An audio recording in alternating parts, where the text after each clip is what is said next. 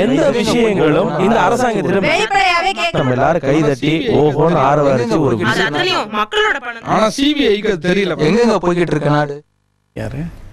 வணக்கம். நேர்பட பேசு நிகழ்ச்சியின் வாயிலாக மீண்டும் உங்களை சந்திப்பதில் மிக்க மகிழ்ச்சி.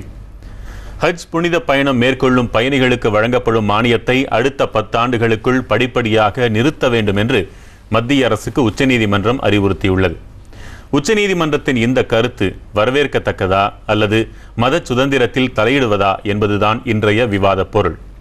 நமது சிறப்பு அழைப்பாளர்கள் மனிதநேய மக்கள் கட்சியின் மாநில தலைவரும் ராமநாதபுரம் சட்டமன்ற உறுப்பினருமான பேராசிரியர் ஜவாஹிருல்லா நம் அரங்கிலிருந்தும், இந்திய யூனியன் முஸ்லிம் லீகைச் சேர்ந்த வேலூர் தொகுதி நாடாளுமன்ற உறுப்பினர் அப்துல் ரஹ்மான் டெல்லி அரங்கிலிருந்தும், பாரதிய ஜனதா கட்சியின் முன்னாள் மாநில தலைவர் சிபி ராதாகிருஷ்ணன் கோவை அரங்கிலிருந்தும் பங்கு பெறுகின்றனர்.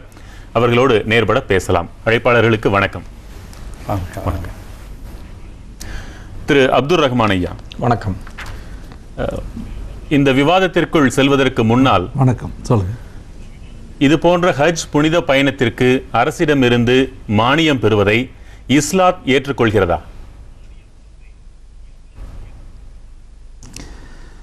முதலா ஹஜ்ஜுக்கு தரப்படக்கூடிய இந்த சலுகை என்பது மானியம் என்றே சொல்லக்கூடாது. இது விமான கட்டணத்தில் அரசு செய்திருக்கக்கூடிய ஒரு சலுகை. ஒரு காலகட்டத்தில் கப்பல் மூலமாக புனித பயணம் ஹஜ் பயணம் மேற்கொண்டிருந்த அந்த நிலையிலிருந்து மாற்றப்பட்ட ஒரு சூழ்நிலை. ஹஜ்ஜுக்கு செல்பவர்கள் கப்பலில் செல்வது கிடையாது என்கிற ஒரு முடிவு அரசாங்கத்தால் எடுக்கப்பட்ட போது, அப்பொழுது பாரத பிரதமராக இருந்த இந்திரா காந்தி அம்மையார் அவர்கள் இந்த சுமை என்பது விமான கட்டணத்திற்கு உரிய சுமை என்பது எல்லாராலும் ஏற்றுக்கொள்ள முடியாத ஒன்று என்கிற ஒரு கோரிக்கையினை ஏற்று எல்லோரும் விமானத்திலேயே பயணம் செய்யக்கூடிய அளவிற்கு அரசு ஒரு சலுகையை அறிவித்தது. அந்த சலுகை என்பது விமான கட்டணத்திற்கு மாத்திரம்தான். ஒட்டுமொத்தமாக ஹஜ்ஜுக்கு செல்லக்கூடிய ஒருவருடைய முழுமையான செலவிற்கு ஒரு குறிப்பிட்ட தொகையை மத்திய அரசாங்கம் தருகிறது என்று இதனை நாம் எடுத்துக்கொள்ள முடியாது. விமான கட்டணத்திற்கு உரிய ஒரு சுமையை அரசாங்கம் ஒரு குறிப்பிட்ட தொகையை தந்து ஒரு சலுகையாக அறிவித்திருக்கிறது. மிக முக்கியமாக சாதாரணமாக ஜித்தாவிற்கு சென்னையிலிருந்து சென்று வரக்கூடிய விமான கட்டணம் என்பது இந்திய ரூபாய்க்கு 25,000.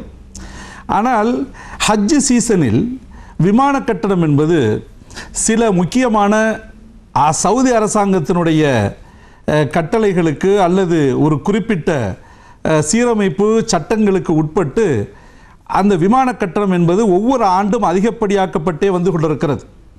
இன்றைய சூழ்நிலையில் சென்ற ஆண்டு சென்றவர்களுக்கு விமான கட்டணம் என்பது 54,800 என்று சொல்லப்பட்டிருக்கிறது. அதிலே ஹஜ்ஜுக்கு செல்லக்கூடியவர்கள் 16,000 ரூபாய் விமான கட்டணமாக செலுத்தினால் போதும் என்று மத்திய அரசாங்கம் சொல்லி இருக்கிறது.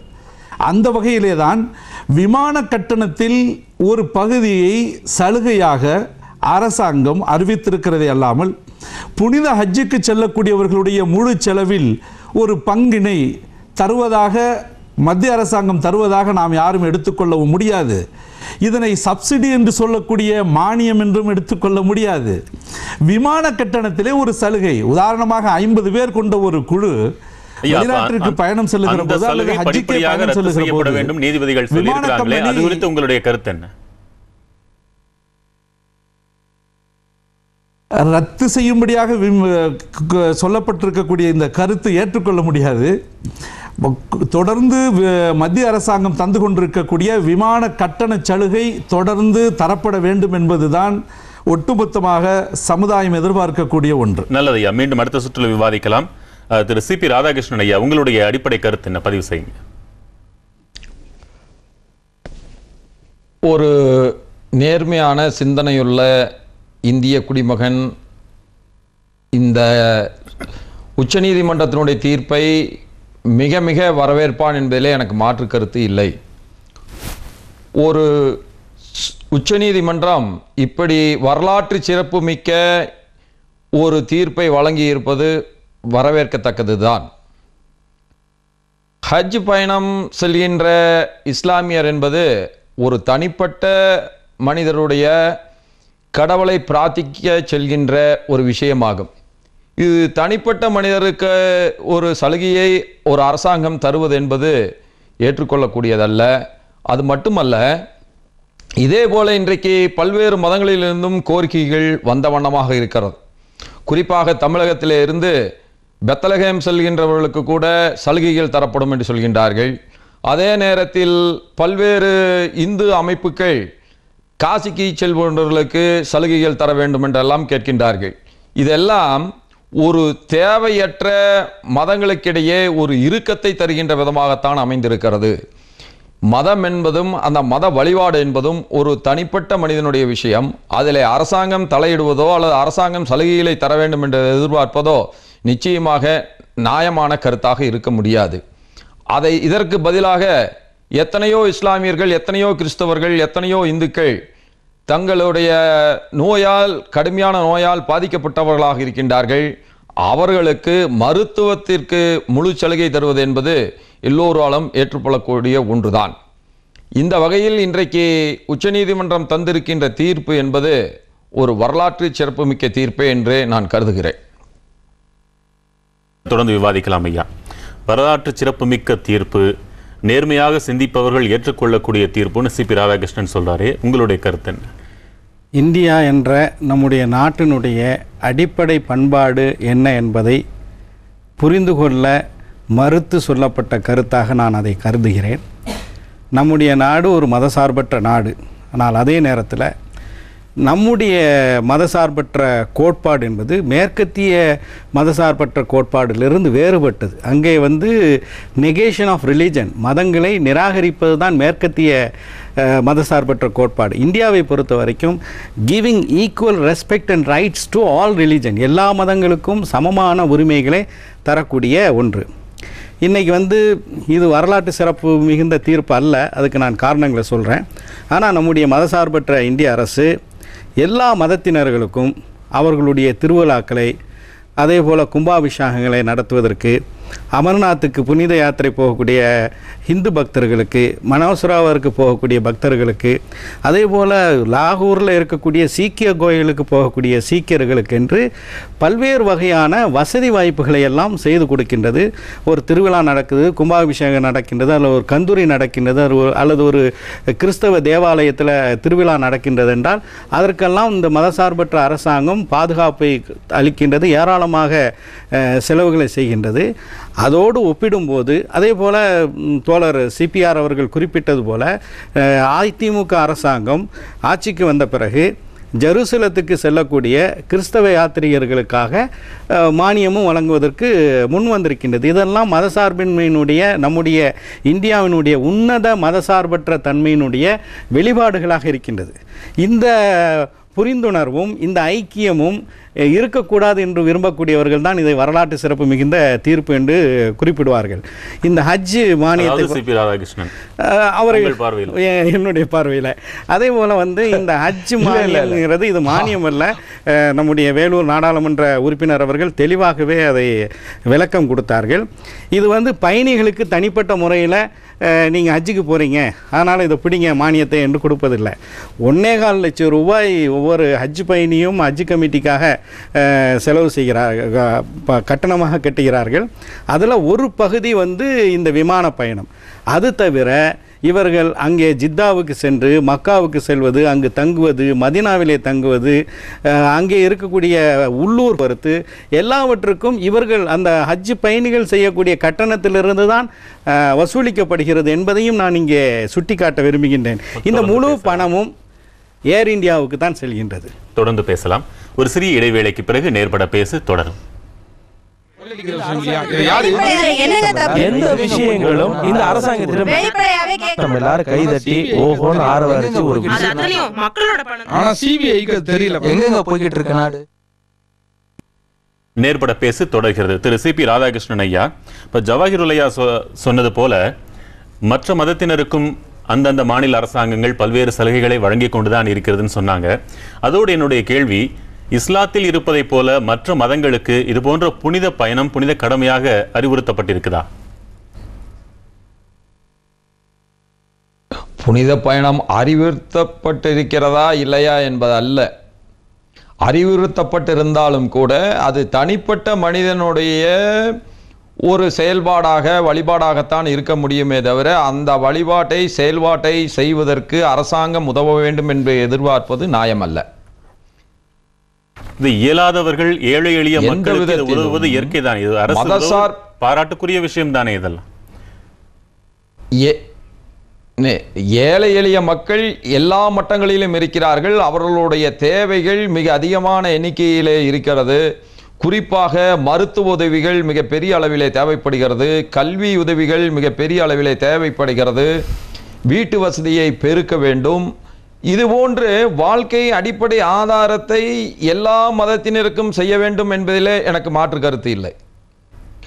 ஆனால் இறை வழிபாடு என்பது முற்றிலுமாக ஒரு தனிப்பட்ட மனிதனுடைய செயல்பாடு. அதில் அரசாங்கம் தலையிட வேண்டும் என்று எதிர்பார்ப்பது நியாயமல்ல. அது மட்டுமல்ல, சகோதரர் அவர்கள் சொல்கின்ற பொழுது கோயில் கும்பாபிஷேகத்திற்கெல்லாம் அரசாங்கம் உதவுகிறது என்று சொன்னார்கள். உண்மையில் ஒரு கோயிலில் ஒரு உண்டி வைத்தோம் என்று சொன்னாலே உடனே அரசாங்கம் அந்த கோயில் நிர்வாகத்தை தானே எடுத்துக்கொள்கிறது. இந்து மத நிர்வாகம் என்பது முற்றிலுமாக அறநிலையத்துறையிடம் தான் இருக்கிறது. இந்து மக்கள் தருகின்ற அத்துணை நன்கொடைகளும் அரசாங்கத்திடமே சென்றடைகிறது. ஆகவே கும்பாபிஷேகத்திற்கு அதில் ஒரு பகுதியை அரசாங்கம் ஏற்றுக்கொள்ள வேண்டிய நிலையிலே இருக்கிறது. எங்களை பொறுத்தளவில் நாங்கள் என்ன சொல்கிறோம் என்று சொன்னால், அரசு ஆலயத்தை விட்டு வெளியேற வேண்டும். எப்படி இஸ்லாமிய மசூதிகளை நிர்வகிக்கின்ற பொறுப்பு இஸ்லாமியர்களிடத்திலே ஒப்படைக்கப்பட்டிருக்கிறதோ, சர்ச்சுக்களை நிர்வகிக்கின்ற பொறுப்பு கிறிஸ்தவர்களிடத்தில் இருக்கிறதோ, அதை போலவே இந்து கோயில்கள் அனைத்தும் இந்துக்களிடத்திலே தரப்பட வேண்டும். நல்லது. இதில் அரசாங்கம் தலையிடக்கூடாது. அதுதான் உண்மையான மதசார்பற்ற தன்மையாக இருக்க முடியும். சரி, திரு அப்துல் ரஹ்மான் சார், அதை போலவே ஐயா ராதாகிருஷ்ணன் ஐயா மீண்டும் அடுத்த சுற்றுல விவாதிக்கலாம். அப்துல் ரஹ்மான் ஐயா, இதற்கு உங்களுடைய மறுப்பு கருத்தோடு இன்னொரு கேள்வி நான் வைக்கிறேன். சில அரசியல்வாதிகள் எப்படி சட்டத்தின் சந்து பொந்துகளில் நுழைந்து புறப்படுவார்கள், எப்படி ஏமாற்றுவார்கள் என்பதையெல்லாம் மிக நன்கு அறிந்தவர்கள் நீதிபதிகள். அந்த நீதிபதிகளே சொல்றாங்க வாக்குகளை பெறத்தான் இந்த மானியம் வழங்கப்படுகிறது அப்படின்னு. அது குறித்து உங்களுடைய கருத்து என்ன? நீதிபதி சொல்லக்கூடிய கருத்துக்கு தனிப்பட்ட ஒரு நபர் அரசியல் ரீதியாக விமர்சனம் செய்வது என்பது நல்ல மரபல்ல. அதனால் நான் அந்த விஷயத்தை விட்டுட்டு ஏற்கனவே எந்த மைய கருத்தை அடிப்படையாக வைத்து இப்பொழுது நம்முடைய கலந்துரையாடல் செல்கிறதோ அந்த பக்கமே செல்ல விரும்புகிறேன். நம்முடைய அருமை சகோதரர் ராதாகிருஷ்ணன் அவர்கள் சொல்லி காட்டுவதைப் போல அவருக்கு அவருடைய மேலான கவனத்திற்கு கொண்டு வரக்கூடிய ஒரு முக்கியமான அம்சம், மசூதிகளை எப்படி முஸ்லிம்கள் நிர்வகித்து வருகிறார்களோ, சர்ச்சுகளை எப்படி கிறிஸ்தவர்கள் நிர்ணயித்து வருகிறார்களோ, அதே போல கோயில்களையும் என்று அவர் குறிப்பிட்டு சொல்லிக்கொண்டே போனார். அவருடைய மேலான கவனத்திற்கு சொல்லுவது, மசூதிகளாக இருந்தாலும் சரி, சர்ச்சுகளாக இருந்தாலும் சரி, கோயில்களாக இருந்தாலும் சரி, அரசாங்க துறையோடு சேர்ந்திருக்கக்கூடிய ஒரு குறிப்பிட்ட பிரிவு அதனை கண்காணிக்கிறது. மசூதிகளை எல்லாம் வக்ஃப் போர்டு என்கிற ஒரு பிரிவு தனித்துறை கண்காணித்து வருகிறது. இது ஒரு புறம் இருக்கட்டும், அது அவருடைய தகவலுக்காக சொல்லுகிறேன். பன்முகத்தன்மை கொண்டிருக்கக்கூடிய இந்த நாட்டில் எல்லா மத வழிபாட்டு வகுப்பினரையும் உற்ற சகோதரர்களாக, ஒரு குடும்பத்து உறவினர்களாக பார்க்க வேண்டிய, பழக வேண்டிய, வாழ வேண்டிய பெருந்தன்மை நம் எல்லோருக்கும் இருக்கிறது. அந்த வகையில் இறை வழிபாடு என்கிற வகையில் மாத்திரமே பார்த்திராமல், ஹஜ்ஜு புனித கடமை என்று செல்லுகிற போது விமான கட்டணம் அதிகமாக இருக்கிற இந்த சூழ்நிலையில் மத்திய அரசாங்கம் ஒரு பகுதியை சலுகையாக அறிவித்திருப்பது என்பது பாராட்டுக்குரிய ஒன்று என்று சொல்லிக்கொண்டே அவர் நல்ல பெருந்தன்மையோடு அருமை சகோதரர் ராதாகிருஷ்ணன் அவர்கள் இப்படிப்பட்ட நல்ல விஷயத்திற்கு செல்லக்கூடிய யாத்ரீகர்களுக்கு இன்னும் அதிகமாக மத்திய அரசாங்கம் சலுகை தர வேண்டும் என்று சொல்லுவாரேயானால், ஒரு பன்முகத்தன்மை கொண்டிருக்கக்கூடிய இந்த நாட்டில் வாழக்கூடிய நாம் ஒரு பெருந்தன்மையான அரசியல் தலைவருடைய வாசகமாக இது இருக்கிறது, வேண்டுகோளாக இருக்கிறது என்று நாம் பாராட்டலாம். நம்மை பொறுத்தவரையிலும் எந்த மதம், எந்த ஜாதி என்கிற நிலையிலிருந்து அப்பாற்பட்டு எந்த மதத்தை சார்ந்தவர்களாக இருந்தாலும் அவர்களுடைய புனித பயணம் என்று வருகிற போது அவர்களுக்குரிய சரியான பாதுகாப்பையும் முறையான சலுகைகளையும் அரசு வழங்க வேண்டும் என்பதிலே நமக்கு மாறுபட்ட கருத்து இல்லை. அது முஸ்லிம்களுக்கு என்று மாத்திரமல்ல, அது கிறிஸ்தவர்களாக இருந்தாலும் சரி, இந்து பெருமக்களாக இருந்தாலும் சரி, சீக்கியர்களாக இருந்தாலும் சரி, எந்த வழிபாட்டு முறைகளை பேணக்கூடியவர்களாக இருந்தாலும் அவரவர்களுடைய வழிபாட்டு தன்மைக்கு ஏற்ப அவர்களுக்கு உதவியாக, ஒத்துழைப்பாக, அவர்களுக்கு பாதுகாப்பு கொடுக்கக்கூடிய வகையில் மத்திய அரசாங்கமும் சரி, மாநில அரசாங்கமும் சரி செயல்பட வேண்டும் என்பதுதான் நம்மை போன்றவர்களுடைய எதிர்பார்ப்பும் வேண்டுகோளும். அந்த வகையில் அருமை சகோதரர் பேராசிரியர் ஜவாஹருல்லா அவர்கள் சொல்லி காட்டியதை போல இந்த நாட்டில் நம்மை பொறுத்தவரையிலும் மற்ற யாரையும் வேறுபடுத்தி பார்க்கவில்லை, எல்லோரையும் ஒத்த குடும்பத்தினராக பார்க்கக்கூடிய நல்ல மனநிலையோடு முஸ்லிம்களாக இருக்கக்கூடிய ஹஜ் பயணிகளுக்கும் மற்ற மதத்தில் உள்ளவர்களைப் போல மதித்து அவர்களுக்கும் சலுகை வழங்குவது, பாதுகாப்பு வழங்குவது என்பதனை மத்திய அரசும் மாநில அரசும் பின்பற்ற வேண்டும் என்று எல்லா தரப்பினரும் சொல்லுவதுதான் ஒரு பெருந்தன்மையான முறையாக. தொடர்ந்து பேசலாம். உங்களிடம் ஒரு கேள்விக்கு நான் விரைவில் வர்றேன். சகிப்புத்தன்மை, எல்லோரும் சகோதரர்கள் போல பழக வேண்டும், இதுதான் எல்லாருடைய ஆசையும் கூட. ஆனால் இப்படி ஒரு தலைப்பை எடுத்துக்கொண்டாலே இதை கூட ஒரு கத்திமேல் நடப்பதை போலதான் நாம் நின்று சாதிக்க வேண்டியதாக இருக்கிறது. ஒரு சிறிய இடைவேளைக்கு பிறகு மீண்டும் உங்களிடம் கேள்வியோடு வருகிறேன். சிறிய இடைவேளைக்கு பிறகு நேர்பட பேசு தொடர். எந்த விஷயங்களும் இந்த அரசாங்கத்திடம் நம்ம எல்லாரும் கைதட்டி ஓஹோன்னு ஆரம்பிச்சு ஒரு மக்களோட பணம். ஆனா சிபிஐக்கு தெரியல. நேர்பட பேசு தொடர்கிறது. திரு ஜவாஹிருல்லா சார், இஸ்லாத்தின் 5 புனித கடமைகள் நாம் பள்ளியிலேயே படித்திருக்கிறோம். கலிமா, பிரார்த்தனை, நோன்பு, தானம், புனித பயணமான ஹஜ். சிபிஐஆர் ஐயா சொன்ன மாதிரி ஒருவருடைய தனிப்பட்ட ஆன்மீக பயணத்திற்காக அரசு எதற்காக செலவழிக்க வேண்டும்? இப்போ என்னுடைய கேள்வி என்னன்னா, அந்த 4வது கடமையான தானம், ஜக்காத், அளவுக்கு அதிகமாக இருப்பவர்கள் மற்றவர்களுக்கு தர வேண்டும் என்பதுதான் இஸ்லாத்தின் கோட்பாடு. இஸ்லாத்தில் இருக்கும் அளவுக்கு அதிகமாக செல்வம் வைத்திருக்கும் செல்வந்தர்கள் மற்றவர்களுக்கு உதவி, அதன் மூலமாக அவர்கள் அந்த புனித பயணத்தை மேற்கொள்ளலாம். ஹஜ்னா என்னன்னு சொல்கிறேன்.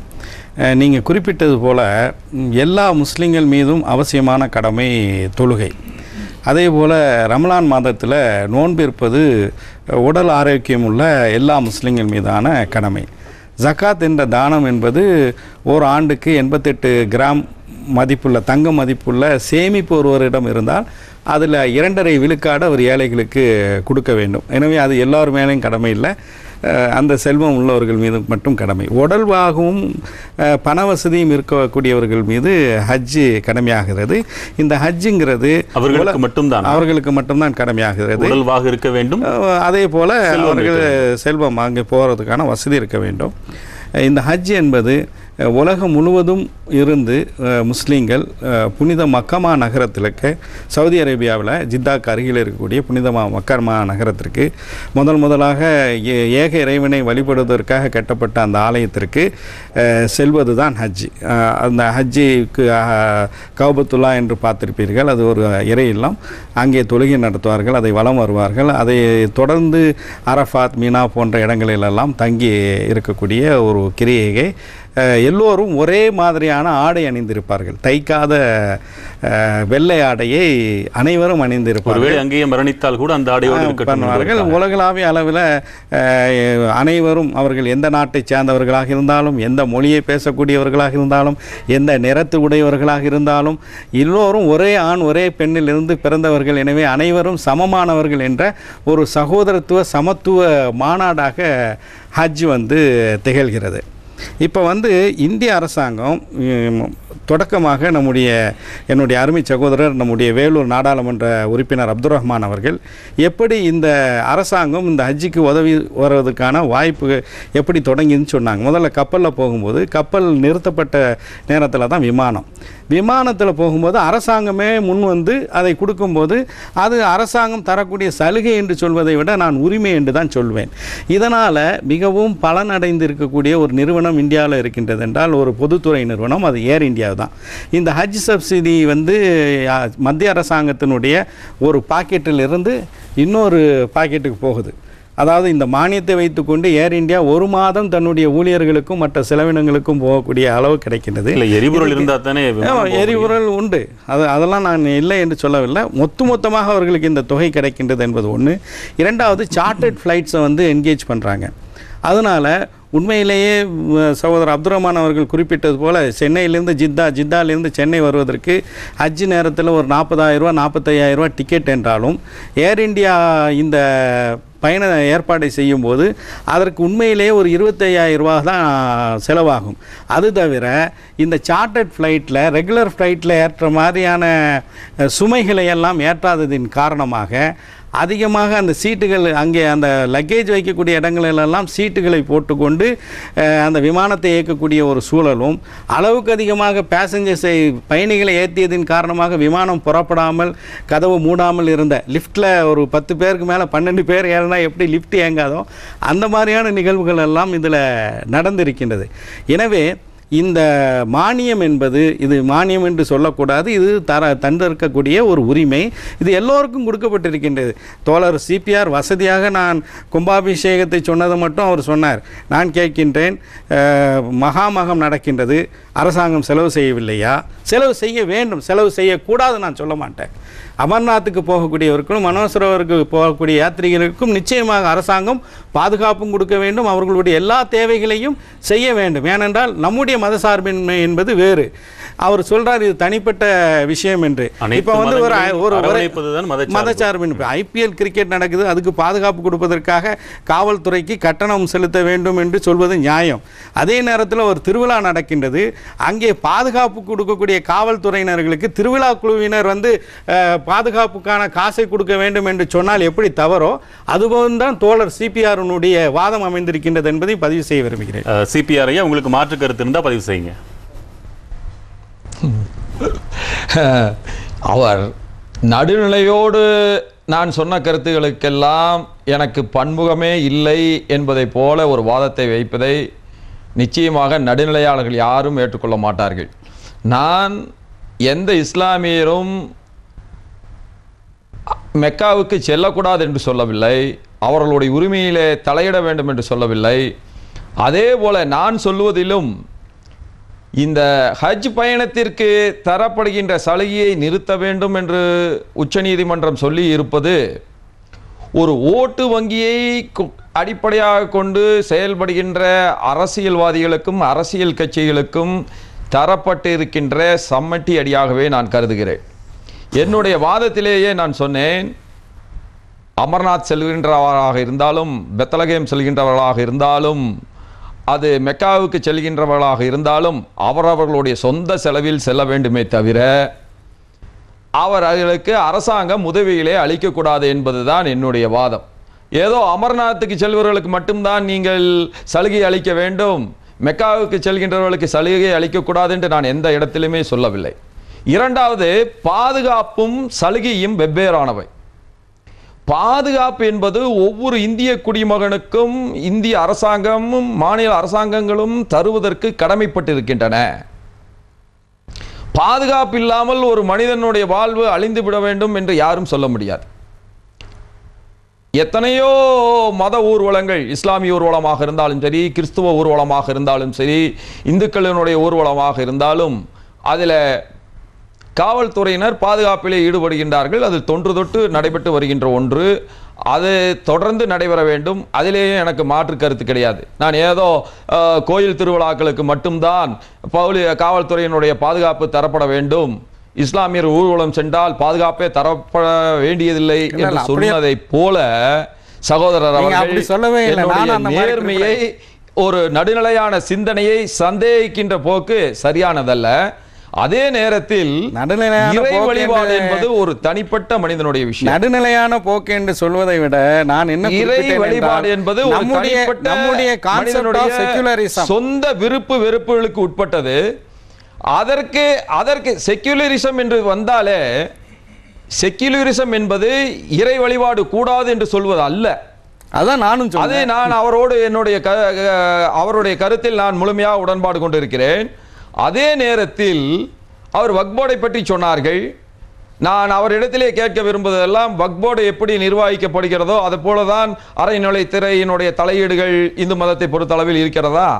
நீங்களே நடுநிலையோடு சிந்தித்து பாருங்க. இல்ல இப்போ நீங்க வந்து வாதத்தை மசூதிகளிலே தினந்தோறும் எவ்வளவு ரூபாய் நான் என்ன சொல்ல வருகின்றேன் என்றால் இந்து கோயில்கள் நிச்சயமாக பக்திமான்களான இந்துக்களால் தான் நிச்சயமாக நிர்வாகம் செய்யப்பட வேண்டும். அதில் தேவையில்லாமல் அரசு தலையிடக்கூடாது என்ற உங்களுடைய வாதத்துல நான் வந்து குறிக்கிடவே இல்லை. திரு அப்துல் ரஹ்மான் ஐயா, உங்களிடம் சில கேள்விகள் சுருக்கமாக நீங்க ஐயா ஒரு நிமிடம். திரு அப்துல் ரஹ்மான் ஐயா, ஹஜ் கமிட்டியின் செயல்பாடுகள் குறித்து கண்காணிக்க போவதாக நீதிபதிகள் தெரிவிச்சிருக்கிறாங்களே, ஹஜ் கமிட்டியில முறைகேடுகள் ஏதாவது நடைபெறுகிறதா? இது ஒரு கேள்வி. இரண்டாவதாக, மத்திய அரசின் சார்பில் ஹஜ் பயணிகளுடன் செல்லும் பிரதிநிதிகளின் எண்ணிக்கையை குறைக்கும்படி அறிவுறுத்தி இருப்பதாக வந்திருக்குது. அந்த பிரதிநிதிகளின் தேவை என்ன? நீதிபதிகள் சொல்வது அந்த கருத்து உங்களுக்கு உடன்பாடு ஆனதுதானா? ஹஜ் கமிட்டியில் ஹஜ்ஜுக்கு செல்வோருக்கான தேவைகளை பூர்த்தி செய்யக்கூடிய அளவிற்கு செயல்படுகிற விதத்தில் பல்வேறு குறைபாடுகள் இருப்பது என்பது எல்லோருக்கும் தெரிந்த ஒன்று. அவ்வப்போது நாடாளுமன்றத்திலும் நாம் எழுப்பி இருக்கிறோம். அது சம்பந்தமான கலந்துரையாடலில் அமைச்சர்களோடு கலந்து பேசுகிற போது, அதிகாரிகளோடு பேசுகிற போதும் நாம் சொல்லியிருக்கிறோம். அது ஒவ்வொரு வருடமும் அந்த குறைகள் முடிந்த வரையிலும் களைக்கப்பட்டு ஓரளவு நேர்கோட்டிற்கு வந்திருக்கிறது. இன்னும் சில வகைகளில் அது சீரமைப்பு செய்யப்பட வேண்டும் என்பது நம்முடைய கோரிக்கை. அது நிகழ்த்தப்படும். அது எந்த ஒரு பெரிய ஏற்பாடாக இருந்தாலும் ஆங்காங்கே சில குறைபாடுகள் அவ்வப்பொழுது இருந்து கொண்டு தான் இருக்கும். அதை காணுகிற போது அதனை எடுத்து சொல்லி நிவர்த்தி செய்வதற்குரிய அணுகுமுறைகளை நாம் தொடர்ந்து செய்து கொண்டிருக்கிறோம். அடுத்து ஹஜ்ஜுக்கு செல்லக்கூடிய டெலிகேஷன், அந்த கண்காணிப்பு குழு என்பது 30 பேராக இருந்த அந்த எண்ணிக்கையிலிருந்து 2 பேர் மாத்திரம் சென்றால் போதும் என்கிற அளவில் குறைக்கப்பட்டிருப்பதாக இப்பொழுது இந்த குறைக்கப்படுவதற்கு சுப்ரீம் கோர்ட் உச்சநீதிமன்றம் அரசுக்கு அறிவுறுத்தி இருக்கிறது. அது இந்த டெலிகேஷனில் செல்லக்கூடியவர்கள் எண்ணிக்கை குறைக்கப்பட வேண்டும் என்று சொல்லுவதிலே நமக்கு வேறுபட்ட கருத்து இல்லை. அது 2 பேர் மாத்திரம் போனால் போதும் என்று சொல்லியிருக்கிறார்கள். எந்த அளவிற்கு அது சரி என்பது எனக்கு தெரியவில்லை. டெலிகேஷன் என்பது என்ன? ஹஜ்ஜுக்கு செல்லக்கூடிய இந்திய குடிமக்களுக்கு எல்லா வசதிகளும் முறையாக செய்யப்படுகின்றனவா? அவர்களுக்கு ஏதும் குறைகள் இருந்தால் அதனை எப்படி நிவர்த்தி செய்ய வேண்டும் என்கின்ற ஒரு கண்காணிப்பினை, தகவலை கொண்டு வரக்கூடிய பொறுப்பு இந்த குழுவுக்கு, தூதுக்குழுவுக்கு உண்டு. எனவே ஒட்டுமொத்தமாக 30 பேர் 40 பேர் என்று செல்வதை விட குறிப்பிட்ட சில எண்ணிக்கையில் உள்ளவர்கள் மட்டும் சென்றால் நன்றாக இருக்கும் என்று தன்னுடைய சிபாரிசினை, தன்னுடைய கருத்தினை வெளிப்படுத்தி இருக்கிறது உச்சநீதிமன்றம். அவ்வளவுதான். இதில் நான் வந்து இந்த நீதிபதிகள் கொடுத்த தீர்ப்பில் அந்த சப்சிடி தொடர்பாக சொல்லக்கூடிய விஷயத்தில் தான் நான் அவர்களிடமிருந்து மாறுபடுகிறேன். நீங்க விரிவாக நீங்க சொல்லுங்க. ஒரு சிறிய இடைவேளைக்கு பிறகு நேர்பட பேசு தொடரும். எந்த விஷயங்களும் இந்த அரசாங்கத்திடம் நம்ம எல்லாரும் கைதட்டி ஓஹோன்னு ஆரம்பிச்சு ஒரு மக்களோட பணம். ஆனா சிபிஐக்கு தெரியல எங்க போய்கிட்டு இருக்க நாடு. நேர்பட பேசு தொடர்கிறது. திரு ஜவாஹிர்லா சார், ஒரு 4-5 கேள்விகளை நான் கேட்கிறேன். ஒரு சில வரிகளில் பதில் சொல்ல முடியுமான்னு பாருங்க. வாக்குகளை பெறத்தான் மானியம் வழங்கப்படுகிறது நீதிபதி சொல்லியிருக்காரு. அது குறித்த உங்கள் கருத்து என்ன? இல்லை, இது வந்து வாக்குகளை மையமாக வைத்து இந்த திட்டம் தொடங்கப்படலை. கப்பலிலிருந்து விமானத்துக்கு போகும்போது நடந்த ஒரு விஷயம். எனவே இது வந்து வாக்கு வங்கியை அடிப்படையாக வைத்து இந்த சப்சிடி கொடுக்கப்படுகின்றது என்பதை ஏற்றுக்கொள்ள மாட்டேன். நோக்கம் இப்போ இருக்குதுன்னு நீங்க நினைக்கிறீங்க? தொடக்கத்தில் இருந்த நோக்கத்தை அதை அப்படியே வாழையடியாக பின்பற்றி வருகிறார்கள். இடையில வந்து குஜராத் பிரதமராக இருந்திருக்கார், தேவகவுடா பிரதமராக இருந்திருக்கார், விபி சிங் பிரதமராக இருக்கின்றார், அடல் பிஹாரி வாஜ்பாய் அவர்கள் பிரதமராக இருந்திருக்கிறார், PV நரசிம்மராவ் இருந்திருக்கிறார். எல்லாரும் எல்லா அரசாங்கத்திலையும் அது தொடர்ந்து வந்திருக்கின்றது. எனவே இது வாக்கு வங்கி அரசியல் என்று நீதிபதிகள் சொல்வதை நான் ஏற்றுக்கொள்ளவில்லை. அடுத்த கேள்வி, ஹஜ் டூர் ஏஜென்சிகள் இதை ஒரு பணம் கொழிக்கும் வியாபாரமாக எப்படி ஒரு அட்சய திருதியை போன்ற ஒன்றை வியாபாரிகள் வளர்த்து விட்டதாக சொல்லப்படுகிறதோ அதுபோல இதுவும் ஒரு அனைவரது ஆர்வத்தையும் தூண்டிவிடுவதாக ஹஜ் டூர் ஏஜென்சிகளுக்கான ஒரு விஷயம் ஆயிடுச்சா? இந்த வழக்கு முதலிலே மும்பாய் உயர்நீதிமன்றத்தில் தொடுக்கப்படுகிறது. அதை தொடுத்தவர்கள் வந்து தனியார் ஹஜ் ஆப்ரேட்டர்ஸ் தான். நான் ஏற்கனவே குறிப்பிட்டது போல் சென்ற ஆண்டு 1,70,000 பேர் ஹஜ்ஜுக்கு போனார்கள். அதில் 1,25,000 பேர் ஹஜ் கமிட்டி மூலமாக, ஏனைய 45,000 பேர் இந்த பிரைவேட் ஹஜ் ஆப்ரேட்டர்ஸ் மூலமாக தான் போகின்றார்கள். அவர்கள் நீங்கள் சொன்ன மாதிரி இதை பயன்படுத்தி அதிகமான லாபம் சம்பாதிக்கிறார்கள். அவர்கள் என்ன அடிப்படையில் இந்த வழக்கு தொடுத்தார்கள் என்றால், இந்த ஹஜ் பயண மானியம் பெறக்கூடிய சில பயணிகள் கான விசா எங்களுக்கு கொடுக்கப்பட வேண்டும் என்று மத்திய அரசாங்கத்தை, சென்ட்ரல் ஹஜ் கமிட்டியை கேட்டார்கள். அவர்கள் மறுக்கின்றார்கள். அப்போது இந்த வழக்கு தொடுக்கப்பட்டு மானியத்தை ரத்து செய்ய வேண்டும் என்று மும்பை உயர்நீதிமன்றம் தீர்ப்பு வழங்குகிறது. அதுக்கு எதிராக மேல்முறையீடு உச்சநீதிமன்றத்தில் மத்திய அரசாங்கம் செல்லும்போது தான் இந்த தீர்ப்பு வந்திருக்கின்றது. எனவே இந்த பிரைவேட் ஹஜ் ஆப்ரேட்டர்ஸ் வந்து இதில் நிச்சயமாக அவர்கள் அழைத்து செல்லக்கூடிய இந்த 45,000 பயணிகளில் ஏராளமாக வந்து பணம் சம்பாதிக்கின்றார்கள் என்பதை மறுப்பதற்கில்லை. சரி, அப்போ கடந்த ஆண்டு மட்டும் சென்றவர்கள் எண்ணிக்கை ஏறத்தாழ 1,70,000 பேர். அதில் இந்த அரசின் கமிட்டி மூலமாக சென்றவர்கள் 1,25,000 பேர். இவ்வளவு பயணிகளும் ஏர் இந்தியா, சவுதி ஏர்லைன்ஸ் இந்த 2 விமான நிறுவனங்களின் மூலமாகத்தான் சென்று வர்றாங்க. இவ்வளவு ஏன் கஷ்டப்படணும்? இன்னும் பல விமான நிறுவனங்களுக்கு இதற்குரிய அனுமதியை கொடுத்தால் போட்டியின் காரணமாக பயணச்சீட்டுகளின் விலை குறையும் அல்லவா? நிச்சயமாக குறையும். அதனால்தான் இந்த தீர்ப்பில் வேறு சில 2 நல்ல அம்சங்கள் இடம்பெற்று இருக்கின்றதை நான் குறிப்பிட வேண்டும். முதலாவதாக, இந்த ஹஜ் கமிட்டியினுடைய செயல்பாடுகளை நாங்கள் ஆய்வு செய்ய போகின்றோம் என்று நீதிபதிகள் குறிப்பிட்டிருக்கின்றார்கள். அது ஆய்வு செய்யப்பட வேண்டும். காரணம் என்னவென்றால், இந்த பிரைவேட் ஹஜ் ஆப்ரேட்டர்ஸுக்கு தங்கள் விரும்பக்கூடியவர்கள், ஆட்சியில் இருக்கக்கூடியவர்கள் தங்கள் விரும்பக்கூடியவர்களுக்கெல்லாம் விசா கொடுத்து அதில் ஒரு பெரிய மெகா ஊழலே ஐக்கிய முற்போக்கு கூட்டணியினுடைய முதல் ஆட்சியில் ஏற்பட்டிருக்கின்றது என்பதை நாம் மறந்துவிட முடியாது. அடுத்ததாக, அந்த குட்வில் டெலிகேஷன், அதாவது நல்லிணக்க குழுவாக ஆளுங்கட்சிக்கு நெருக்கமானவர்களை எல்லாம் அழைத்து செல்லக்கூடிய ஒரு நிலை இருக்கின்றது. அதை குறைத்து 2 பேர் தான் செல்ல வேண்டும் என்று குறிப்பிட்டிருப்பதையும் நான் வரவேற்கின்றேன். ஏனென்றால் அது வந்து ஒரு சுற்றுலா போன்று தான் போகின்றார்கள். அங்கே இருக்கக்கூடிய பயணிகளுடைய நலனை பார்ப்பதற்காக வேண்டி, அவர்களுக்கு தேவையான உதவிகளை செய்வதற்காக வேண்டி ஜித்தாவில் இருக்கக்கூடிய இந்தியன் கான்சுலேட் எல்லா வேலைகளையும் செய்யும்போது இவர்கள் போய் அங்கே பெருசாக ஒன்றும் தேவையில்லை. இந்தியாவிலிருந்து வந்துக்கிற டெலிகேஷனுக்கு தலைமை தாங்குவதற்காக வேண்டி 1-2 போகுவது என்று சொல்லப்பட்டிருக்கக்கூடிய இந்த தீர்ப்பு வரவேற்கத்தக்கது. இது போன்ற புனித பயணத்தில் கூட ஊழல் செய்பவர்களுக்கு இஸ்லாத்தின் அடிப்படையிலான அது என்ன கடுமையாக தண்டனை போல சொல்லுது?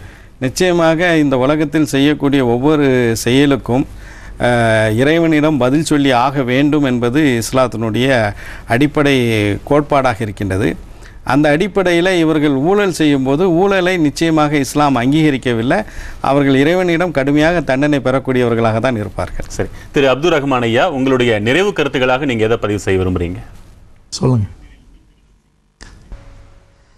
முதல் விஷயம், இந்த பிடிஓஸ் பிரைவேட் டூர் ஆப்ரேட்டர்ஸ் என்று சொல்லக்கூடிய தனியார் நிறுவனங்கள் எல்லோருமே சட்டத்திற்கு புறம்பாகவோ அல்லது பணம் சம்பாதித்துத்தான் ஆக வேண்டும் என்கின்ற முறையிலோ செயல்படுவதாக நாம் சொல்ல முடியாது. சிலர் அவ்வாறு செய்வது என்பது ஒட்டுமொத்த டூர் ஆப்ரேட்டர்ஸுக்கு இழிவான ஒரு சூழ்நிலையை தேடி தருகிறது.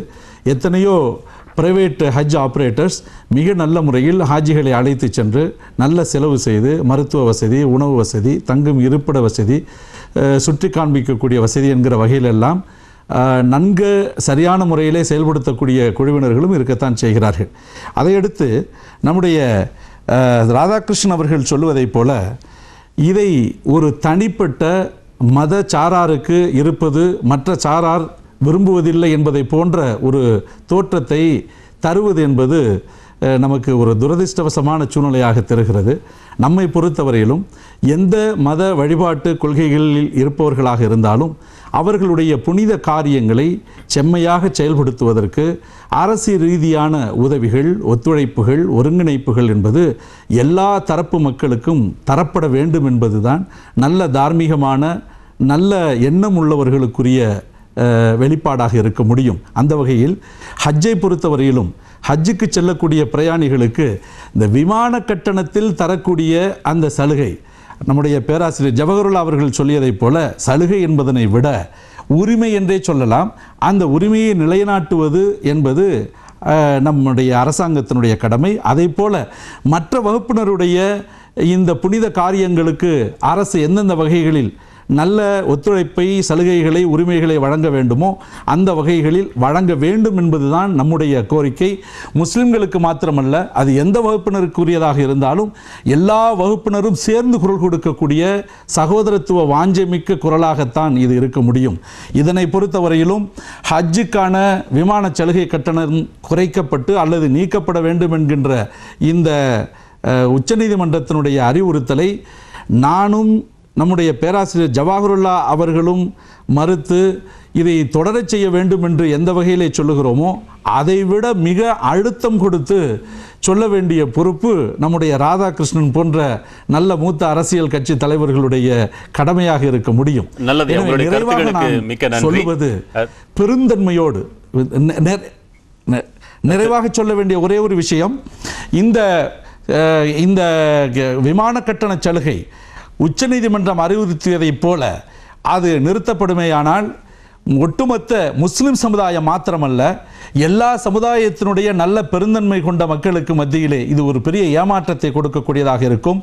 அப்படி ஒரு சூழ்நிலை வறுமையானால் சென்ற இந்திய யூனியன் முஸ்லீம் லீக் நடத்திய மாநில செயற்குழு கூட்டத்தில் இது போன்ற ஒரு திட்டம் இருக்கிறது, அப்படி திட்டம் இருந்தால் அதனை நீக்கிக் கொள்ளுமாறு ஒரு தீர்மானமே நிறைவேற்றப்பட்டிருக்கிறது. அந்த வகையில் இப்படிப்பட்ட ஒரு சூழ்நிலை வறுமையானால் ஒட்டுமொத்த அளவிலே கட்சி ரீதியாக மாத்திரமல்ல ஒட்டுமொத்த சமுதாயத்தினரையும் அழைத்து இந்த நீக்கம் செயல்படுத்தப்படக்கூடாது என்பதிலே ஒருமித்த குரல் உடையவர்களாக உங்களுடைய கருத்துக்கு மிக்க நன்றி ஐயா. சிபி ஐயா, உங்களுடைய நிறைவு கருத்துக்களை ஒரு சில வார்த்தைகளை பதிவு செய்யுங்க. என்னுடைய நிறைவாக நான் சொல்ல விரும்புவதெல்லாம், மத வழிபாடு என்பது ஒரு தனிப்பட்ட மனிதனுடைய சொந்த விஷயம். அதில் அரசாங்கம் உதவ வேண்டும் என்று எதிர்பார்ப்பது எந்த முற்போக்கு சிந்தனையாளரும் ஏற்றுக்கொள்ளக்கூடியதல்ல. இது ஏதோ இஸ்லாத்துக்கு எதிராக வந்த தீர்ப்பாக மட்டும் நாம் கருதக்கூடாது. இது போன்ற கோரிக்கைகள் பிற மதங்களிடமிருந்தும் வரும்போதும் இதை தவிர்க்கப்பட வேண்டியது என்கின்ற வகையில் ஒரு நல்ல வரலாற்று சிறப்புமிக்க தீர்ப்பாகத்தான் நான் இதை கருதுகிறேன். அந்த தீர்ப்பில் சொல்லப்பட்டிருக்கின்ற மிக முக்கியமான விஷயம், இது வாக்கு அடிப்படையை கொண்டு செயல்படுகின்ற ஒரு சலுகையாக இருக்கிறது. இது நிறுத்தப்பட வேண்டும் என்பதுதான். இந்திய மக்களை மதத்தின் பெயரால் வாக்கு ஓட்டு வங்கியாக கருதுகின்ற போக்கு அரசியல் தலைவர்களால் பல்வேறு காலகட்டங்களிலே நிலைநிறுத்தப்பட்டு இருக்கிறது. அதற்கு மாற்றான ஒரு சிறப்பு மிகுந்த தீர்ப்பாக உச்சநீதிமன்றத்தினுடைய கருத்துக்கு மிக்க நன்றி. உங்களுடைய நிறைவு கருத்தாகவும் அவர் சொன்ன ஒரு வாதத்திற்கான உங்களை பதிலையும் வைங்க. இது தனிப்பட்ட ஒரு மனிதருடைய புனித பயணத்திற்கு எதற்காக அரசு பணம் செலவழிக்கப்பட வேண்டும்? இது தனிப்பட்ட ஒரு மனிதனுடைய பயணத்திற்காக வேண்டிய அல்ல. இந்தியாவினுடைய குடிமக்களில் முஸ்லீம்கள் இருக்கிறார்கள், கிறிஸ்தவர்கள் இருக்கிறார்கள், சீக்கியர்கள் இருக்கிறார்கள், பௌத்தர்கள் இருக்கிறார்கள். அனைவருக்காக வேண்டியும் இது போன்ற ஒரு நிலையை அரசாங்கம் எடுக்க வேண்டும். வாக்கு வங்கி அரசியலுக்காக இதை செய்திருக்கின்றார்கள் என்று ராதாகிருஷ்ணன் ஐயா அவர்கள் சொல்வது எனக்கு வினோதமாக வேடிக்கையாக இருக்கின்றது. ஏனென்றால் மதத்தை பயன்படுத்தி, மத சின்னங்களை பயன்படுத்தி வாக்கு வங்கி அரசியலை இன்னைக்கு இந்தியாவில் ஒரு அரசியல் கட்சி மிக மோசமாக பயன்படுத்தி இருக்கின்றது என்றால் அது பாரதிய ஜனதா கட்சி மட்டும்தான். இறுதியாக என்ன சொல்ல வருகின்றேன் என்றால், இந்த மானியம் தொடர வேண்டும். ஆனால் ஒரு முறை செல்வதற்கு மட்டும்தான் இந்த மானியம் இருக்க வேண்டும். ஒருவர் மானியத்தை பெற்ற ஒரு ஹாஜி மீண்டும் இன்னொரு முறை செல்ல வேண்டும் என்றால் அவருக்கு மானியத்தை அரசு கொடுக்கக்கூடாது. மத்திய அரசு அளித்த அறிக்கையின் போல. மிக்க நன்றி. ஒரு நெறியாளனாக கத்தி மேல் நடக்க வேண்டியிருக்குமோ என்று நினைத்தேன். ஆனால் ஒரு பூமேல் நடக்கிற மாதிரியான ஒரு உணர்வை கொடுத்திருக்கிறீங்க. புன்னகை மாறாமல் சகோதரத்துவத்தை மிளிரச் செய்த இந்த அமர்வை மிக்க பெருமையோடு நிறைவு செய்கிறேன். உங்கள் அனைவருக்கும், பங்கு பெற்ற அனைவருக்கும் மிக்க நன்றி. மற்றொரு நேர்பட பேசு நிகழ்ச்சியின் வாயிலாக நாளை சந்திக்கிறேன். வணக்கம்.